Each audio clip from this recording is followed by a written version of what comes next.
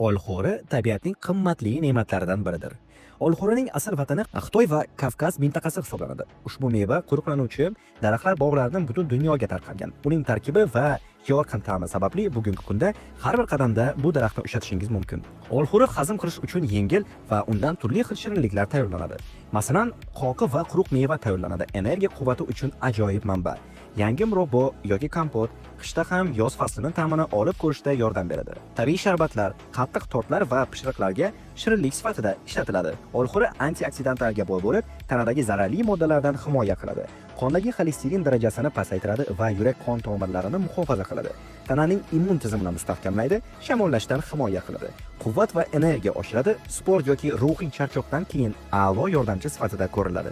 Asab tizimini tinchlantiradi va uyquni yaxshilaydi. Shu bois haftalik ratsioningizga olxo'ridan albatta o'rin bering va tabiiy sog'lomlik bilan hayotingizni yorqin qiling.